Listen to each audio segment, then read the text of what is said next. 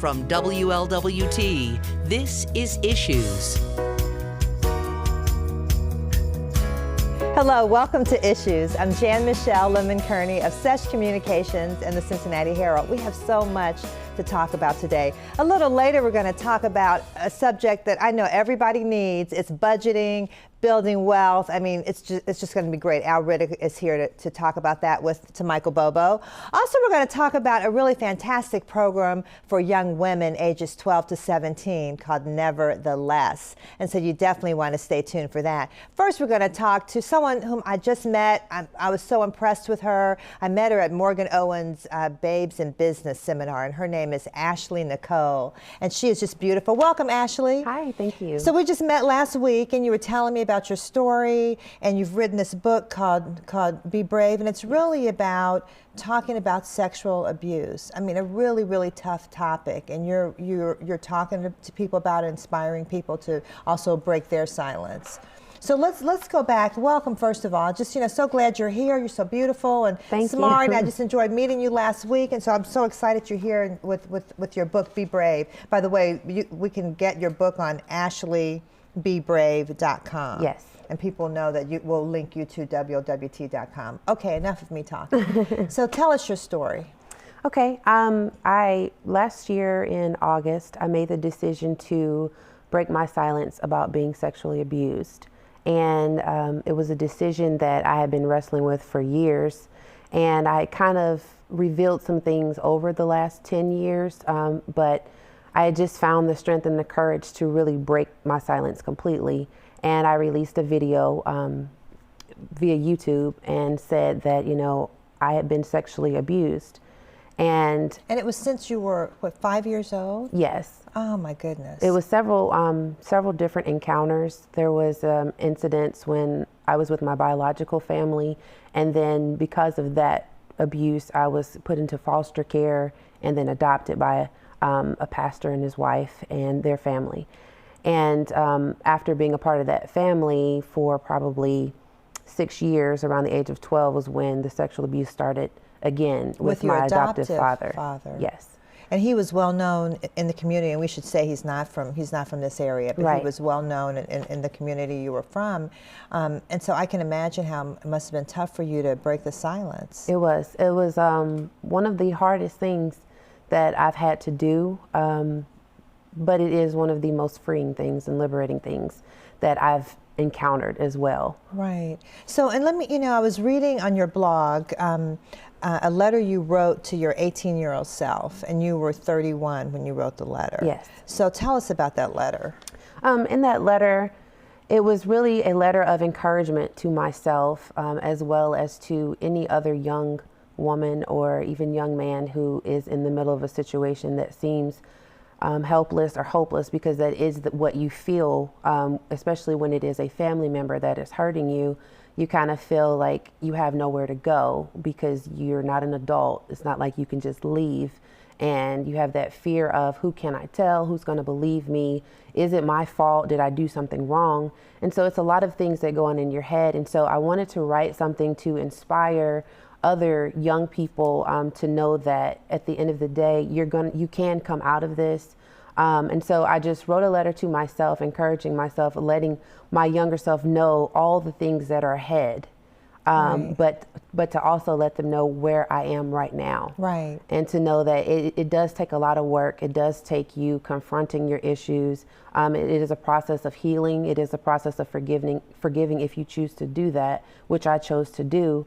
But there is life after sexual abuse, and it can be a good life. It can be an abundant life. It can be a life like you've never imagined. And that's wonderful to know. So, and looking back at that letter, you were saying things like, I'm sitting here with my adoptive mom. I think you were about to go off to college, and you were talking about your grade point average was low, and there was a lot of partying and drinking, and things I'm sure that you did because you were feeling so bad inside. Yes. So how did you deal with that? I mean, during those years? I believe that between the ages of 19 through maybe 25, 26, it was a period of time where I was searching and trying to figure out who I was, trying to figure out what my worth actually was. Going through abuse and having the person abused you, they plant seeds inside of you that make you feel like you're worthless, or seeds that make you feel like this is all you're worth, this is all you're good for, you'll never amount to anything. I've heard you're stupid. I've never heard you're beautiful, or you're smart, you're intelligent, you can do this. It was never encouragement. It was always what you're not good at. And so when you live an entire, young life, your entire childhood, hearing those things, that's what you believe. You're conditioned to believe those things. And so it was a process of unlearning those things and relearning who I truly am, my true value, and things like that. So, and let me ask you this, so what's your relationship like with your adoptive family now? The book has come out, so it's out there. Yeah, the relationship with my adoptive family is somewhat non-existent. Once I made the choice to break my silence, there was a kind of a severing of any type of relationship that we had. It was already kind of on the rocks.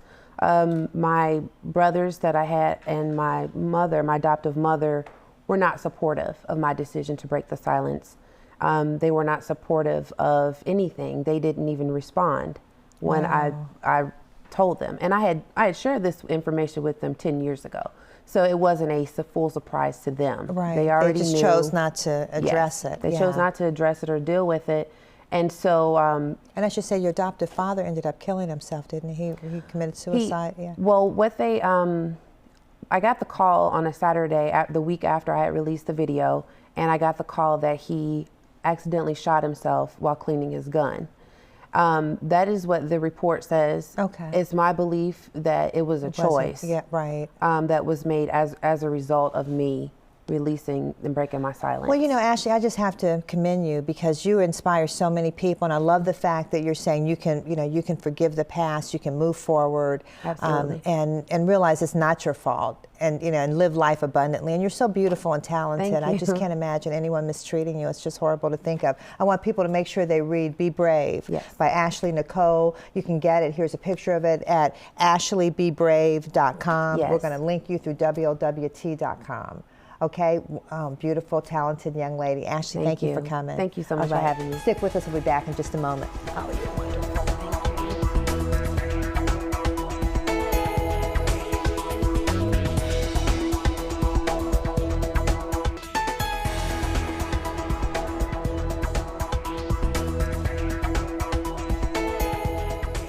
Welcome back. I'm Jan-Michele Bobo, and I'm here with Al Riddick, the president of Game Time Budgeting. Thank you so much for being here today, Al. Thank you for having me. I appreciate it. So give us a little information about your background. You seem like a budget guru. Well, yes, ma'am. Well, I started my first company when I was 12 years old. I started mowing lawns, washing cars, then painting houses, and that developed my interest in personal finance. So fast forward a number of years, I made quite a few mistakes with money just because I didn't really learn the truth about money until later in life. But now my mindset is money is something that you have to control, and you have to give it directions and an assignment, and if you don't, it will misbehave. Won't it though? It will misbehave. It will. You have to be able to control it. Huh? That is correct. So give us a little information about your company, Game Time Budgeting. Yes, ma'am. Game Time Budgeting, it is a company I started in 2010 after being laid off, believe it or not, but it is a financial wellness company. So we actually do financial wellness programs with corporate employees, and we also do financial literacy workshops with college students and teenagers. All of our programming is designed to help people better understand their relationship with money, and then give them very simple strategies and techniques to incorporate new behaviors that produce positive results. So what are some of the techniques that you all teach within your literacy workshops? One of the first things that we teach in all of our workshops is getting people to understand their truth about money. Some of us have been taught incorrect things about money. Just as a quick example, some of us are taught that you have to have a credit card in case of an emergency. I believe you need to have cash in case of an emergency. Okay. A credit card, for an example, it can shift an emergency into a catastrophe if you don't have any money to pay that bill. We also talk a lot about helping people understand the proper mindset that they need to have with money. Again, you do have to shift the way that you think about money, as well as you have to learn how to dictate behaviors and outcomes that your decisions produce. So this led you to write a book, correct? Yes, ma'am. My newest book is titled The Uncommon Millionaire: Financial Success Begins with Behavior. I do a lot of financial wellness speaking and speaking engagements in general. And quite a few years ago, individuals will come up to me and say, well, where can I buy your book? And I was like, what book? You know, so you're like, I haven't written it. Exactly. So that prompted me to start writing, you know, a lot of the things that I've been through in life with money and my relationship with money. So I just launched the Uncommon Millionaire a few months ago, and I'm very excited about it. Okay, what will people get from your book? The main thing that I think most people will get from it is to understand how simple it is to manage money. In today's society, I think that we sometimes think that proper money management is something that's out of reach, so to speak, but it's really all about very simple behaviors. For example, let's say someone makes, I don't know, let's say they bring home $3,000 a month, and I'm just throwing out a figure. You have to manage your household so that your spending does not exceed that $3,000 a month. That I refer to as learning how to live first within your means. Then you have to learn how to live below your means so that with that additional cash flow, you can have an emergency fund. You can start to save for retirement, and you can focus on wealth building. So at the end of the day, and this is just not my opinion, a lot of individuals have told me that it's an easy read, it's a quick read, and I made learning about money fun, which of course is always nice. Which is not fun, really. When you're in, you know, dealing with budgets and dealing with debt, it's kind of stressful. That it can be, and a financial stress, it really is taking a toll on people in today's society. But that financial stress is something that can be overcome if you learn the proper behaviors with money, and it's something that anyone can do, but you have to, again, learn about your relationship with money, learn how to correct inappropriate thought processes that you may have with money. And then it's just as simple of implementing daily behaviors that you can reproduce over and over again, as long as you're getting the result that you desire. So when people get your book and they go through it, this is something that they can come out and not any longer have debt, correct? That is something that I do talk about in my book. There was a time in my life where my wife and I were $150,000 in debt. Now, I don't know about you, but that's a big number, you know? But again, that's a house payment. Exactly. We put steps in place to better dictate what we were doing with our finances. And in my book, I do talk about how you eliminate debt, and how my wife and I, we sit down together every month and we plan how to become broke on purpose and not by accident. And by that, I mean, we have to give every dollar flowing through our household purpose and an assignment and direction. So, and how long have you been debt-free? I have been living debt-free since age 33, and that includes no student loans, no car payments, no auto loans, no mortgage payments, things of that nature. And I just turned 42. So almost 10 years, or 9 to be exact, of debt-free living. So now that I've been living debt-free, and of course I know what it's like to be in debt, I don't ever want to go back to living in debt. So when you all went through that process, how long did it take you and your wife from beginning to the end? Like, when did you start the plan, and how many years did it take you all to do that? Okay, it actually took us about 3 years to pay off all our debt. And some people say that's a short amount of time. Some people say it was a lengthy amount of time. But it was really all about focusing on what our goals were and putting plans in place to hit those goals. And again, what we've done, everyone else can do it, but you have to want it.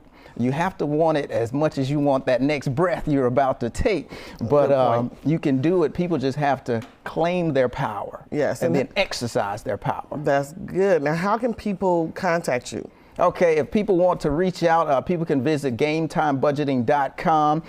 If people are interested in purchasing copies of my book, it is available via Amazon, paperback, and in Kindle form. It's also on Barnes & Noble as well, and their digital version is Nook, and it's also available on Goodreads also. Okay, and the phone number to reach you at is 513-706-0450. Okay, and give us the number one more time. Again, that number is 513-706-0450. Thank you so much for the information. I believe that I will be buying this book to get debt free. And I want to thank you for being here today, Mr. Riddick. We'll be right back. Thank you.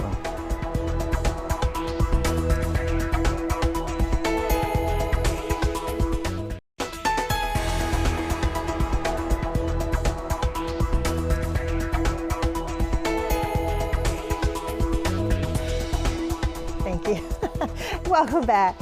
Now we're going to talk about, a wonderful program for young ladies. And so I want to introduce you to Doris Thomas and Carole Daniels with Nevertheless. That is, yes. And welcome both of you. So nice. you. And you know, and I saw you before because Thank you you. guys were so wonderful to bring the young ladies to do a fashion show for the Federated Women's Club Sunday Best Tea last spring, back, I think it was back in April. Right. Yes. And I was just saying they were so beautiful and confident and they were, you know, they were smiling and they were just walking around. They were just great. So I thought if that's what you do with young girls, that is wonderful. Thank you. So tell us about Nevertheless and, you know, why it was founded. Well, Nevertheless was given to us in 2012. It was a vision actually given to us by God. Wow. And Bishop Dantley at Christ Emmanuel, where we attend church, he was Yes. preaching one Sunday and all of a sudden he said, nevertheless, that's all I heard. And it was like dropped into my spirit that is what your purpose is. You are to call it nevertheless, and you're to go out to these young ladies and let them know they are nevertheless, but always the more. And you show I love them that. Nevertheless, but always the more. I love it. And show them their worth. Show them their potential. Show them that I love them. And so coming to Carole, and we have just been running with it ever since. Wow. You know. Well, Carole, how did you get involved? Because you're the COO. So, Yes. so Doris is the CEO. You're you handle all the operations and the money and Yes. all that good business stuff. So, tell us how you got involved with it. I got involved with Nevertheless through Doris. We have been friends since 1986. Oh, wonderful. And sharing her vision, it wasn't crystal clear at the time. And when we started off, it kind of looked as if it was going into a social adventure until she got more clarity on the direction of Nevertheless with these young girls. And for me, just to find out how many young girls out here are in need, and there's such a great need for what we do with these young girls. So that's how I became involved. I was going to say this age group, 12 to 17. I mean, Yes. adolescence is a really tough age. Right. You know, suddenly even confident children become, you know, really nervous about themselves. They don't know who they are, where they want to go, what they want to do, and if there are any issues coming into that period, which for most people there are, all the more, it's really tough. It's just a tough age. A lot of peer pressure. And, Absolutely. Yeah. Right. So it is. So how do you choose which girls are actually in the program? Our girls are given sent to us by referrals. Mothers hear about the program, teachers, aunts, pastors, you know, and they refer the girls to us. We interview the girls along with their parent, and we don't turn any away if we have the space for them. We can only take 15 in at this time, and we have how many on books? 15. We have 15. We're still have a always full open. house, We're right. still always open. Yeah, you Yes. know, so, but we have a good group of girls that are sent to us by referrals. And tell us about the program. What kinds of programmatic things do you do? The fashion show I saw, and that was just fantastic. Right. You want to speak on? Well, we have an entrepreneurial workshop that we do with the girls, and that will be starting next year. Oh, I love that. Our first 10 weeks, we do a class on identity in Christ, because we feel that is their foundation, and we are a faith-based organization. Right. And so not only do we get our girls from where Doris mentioned, but just of late, we're finding mentors with these young girls have mentors out here, and these mentors are looking for a place to place their mentees. Right. Something that gives them, the girls, something to look forward to and to believe in themselves.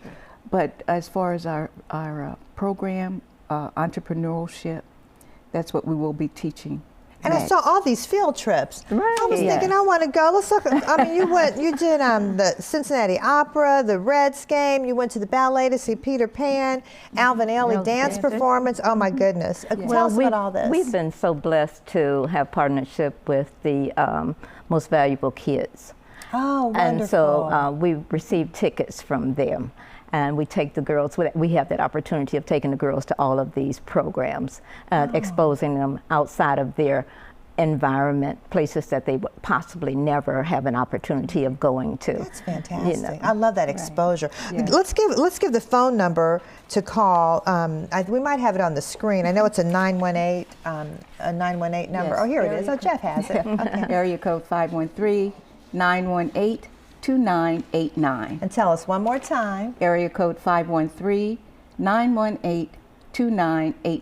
For nevertheless, and so people can call you even Yes. though Yes. you're full at the moment, but you said you don't turn anyone don't turn down, we and don't. so That you we want don't. you want people to call. What about volunteers? Do you need any adults to come and help volunteer? Because you do a lot. We Yes. do. Yeah. And we need professionals to help teach our entrepreneurship program. We'd also like to have volunteers to help us with the girls just on a daily. Girls need mentors as far as their math, their science, and all of their subjects. We try to find mentors for them in that. Beautiful. So people need to call 513-918-2989 for nevertheless. Always the more. Beautiful. Always. Thank you so much. Thank you Thank so you. much. Thank you. Stick with us. We'll be back in a moment. Michael has some community events to tell you about.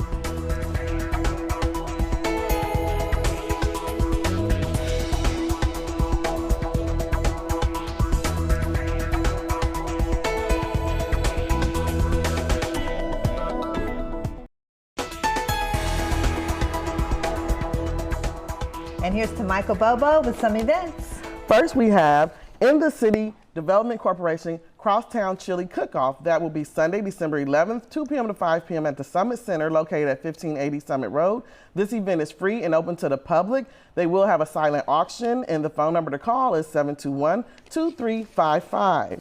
Next up is the Friends of the Cincinnati Herald, the 3rd annual holiday musical concert. This is on Saturday, December 17th from 1 p.m. to 3 p.m. located at New Prospect Baptist Church at 1580 Summit Road. The admission is $15 for children. Under 10 are free, $15 for adults. For more information, call 368-8108. Last but not least is 100 Plus African American Men's Chorus, a benefit holiday concert Sunday, December 18th at 5 p.m. located at the Allen Temple AME Church, 7030 Reading Road, free and open to the public. For more information, call 633-9108. And I should mention that $15 for the Herald is just for a subscription. Okay, there's also a Weave-a-thon that's going to happen at the Pure Beauty Bar. It's going to be on November 23rd from, I think, 12 to midnight, so it's going to be great. You can go to our website, WLWT.com. Have a great week. Stay safe and stay positive.